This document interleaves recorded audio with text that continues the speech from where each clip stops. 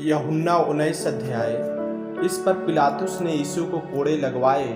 सिपाहियों ने कांटों का मुकुट गूंथ कर उसके सिर पर रखा और उसे बैजनी वस्त्र पहनाया और उसके पास आकर कहने लगे, हे यहूदियों के राजा, प्रणाम, और उसे थप्पड़ भी मारे।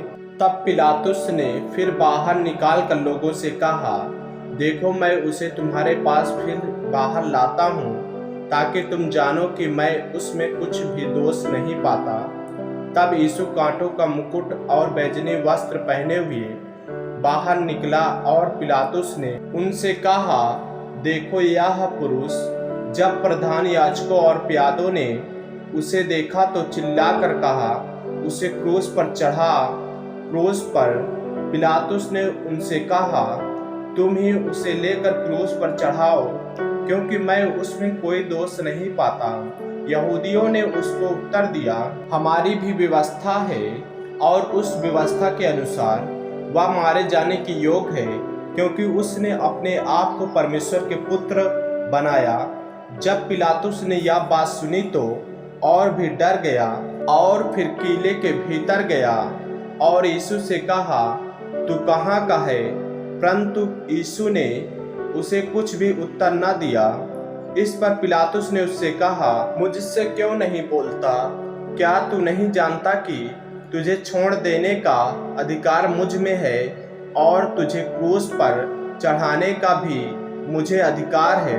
यीशु ने उत्तर दिया, यदि तुझे ऊपर से न दिया जाता तो तेरा मुझ पर कुछ अधिकार न होता।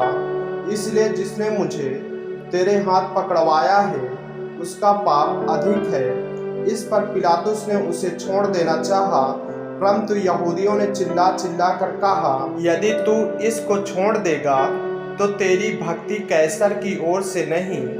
जो कोई अपने आप को राजा बनाता है वह कैसर का सम्मान करता है।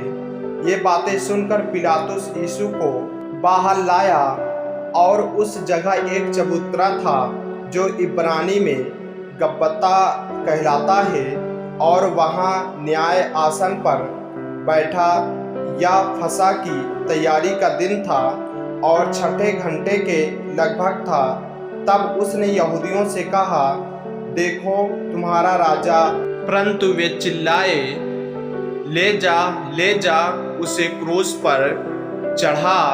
पिलातुस ने उनसे कहा, क्या मैं तुम्हारे राजा को क्रूस पर चढ़ाऊं? प्रधान याजकों ने उत्तर दिया, कैसर को छोड़ हमारा और कोई राजा नहीं। तब उसने उसे उनके हाथ सौंप दिया ताकि वह क्रूस पर चढ़ाया जाए। क्रूस पर चढ़ाया जाना।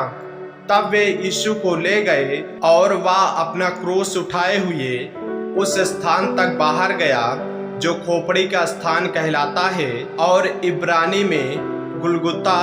वहाँ उन्होंने उसे और उसके साथ और दो मनुष्यों को क्रूस पर चढ़ाया, एक को इधर और एक को उधर, और बीच में यीशु को।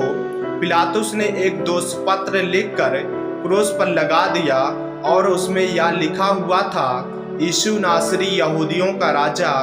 यह दोषपत्र बहुत से यहूदियों ने पढ़ा, क्योंकि वह स्थान जहां यीशु क्रूस पर चढ़ाया गया था नगर के पास था, और पत्र इब्रानी और लतीनी और यूनानी में लिखा हुआ था।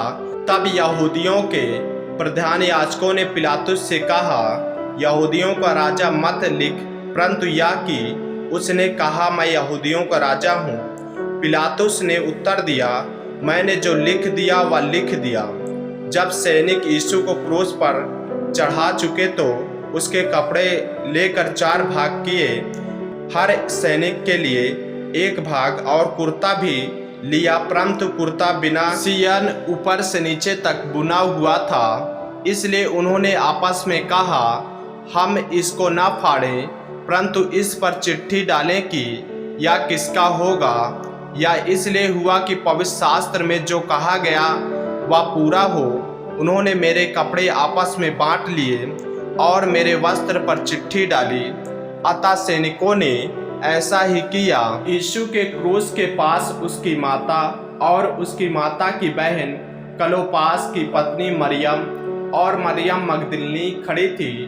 जब यीशु ने अपनी माता और उस चेले को जिससे वह प्रेम रखता था पास खड़े देखा तो अपनी माता से कहा, हे नारी, देख यह तेरा पुत्र है। तब उसने चेले से कहा, यह तेरी माता है। और उसी समय से वह चेला उसे अपने घर ले गया। यीशु की मृत्यु। इसके बाद यीशु ने यह जानकर कि अब सब कुछ पूरा हो चुका, इसलिए कि पवित्र शास्त्र में जो कहा गया वह पूरा हो, कहा, मैं प्यासा हूँ। वहाँ सिरके से भरा हुआ एक बर्तन रखा था, अतः उन्होंने सिरके में भिगोए हुए स्पंज को जूफे पर रखकर उसके मुंह से लगाया। जब यीशु ने वह सिरका लिया तो कहा, पूरा हुआ, और सिर झुकाकर प्राण त्याग दिए। भाले से बेधा जाना। इसलिए कि वह तैयारी का दिन था, यहूदियों ने पिलातुस से विनती की कि उनकी टांगें तोड़ दी जाए और वे उतारे जाएं, ताकि सब्त के दिन वे क्रूस पर न रहे, क्योंकि वह सब्त का दिन बड़ा दिन था। अतः सैनिकों ने आकर उन मनुष्यों में से पहले की टांगें तोड़ी, तब दूसरी की भी, जो उसके साथ क्रूसों पर चढ़ाए गए थे। परंतु जब यीशु के पास आकर देखा कि वह मर चुका है तो उसकी टांगें न तोड़ी, परंतु सैनिकों में से एक ने बर्छे से उसका पंजर बेधा और उसमें से तुरंत लहू और पानी निकला। जिसने यह देखा उसने गवाही दी है और उसकी गवाही सच्ची है, और वह जानता है कि वह सच कहता है कि तुम भी विश्वास करो। ये बातें इसलिए हुई कि पवित्र शास्त्र में जो कहा गया वह पूरा हो, उसकी कोई हड्डी तोड़ी ना जाएगी। फिर एक और स्थान पर यह लिखा है, जिसे उन्होंने बेधा है उस पर वे दृष्टि करेंगे। यीशु का गाड़ा जाना। इन बातों के बाद अरिमतिया के यूसुफ ने, जो यीशु का चेला था परंतु यहूदियों के डर से इस बात को छिपाए रखता था, पिलातुस से विनती की कि क्या वह यीशु का शव ले जा सकता है। पिलातुस ने उसकी विनती सुनी और वह आकर उसका शव ले गया। निकोदेमुस भी, जो पहले यीशु के पास रात को गया था, 50 सेर के लगभग मिला हुआ गंधरस और इलावा ले आया। तब उन्होंने यीशु का शव लिया और यहूदियों के गाड़ने की रीति के अनुसार उसे सुगंधित द्रव के साथ कफन में लपेटा। उस स्थान पर जहाँ यीशु क्रूस पर चढ़ाया गया था एक बारी थी, और उस बारी में एक नई कब्र थी जिसमें कभी कोई न रखा गया था। इसलिए यहूदियों की तैयारी के दिन के कारण उन्होंने यीशु को उसी में रखा, क्योंकि वह कब्र निकट थी।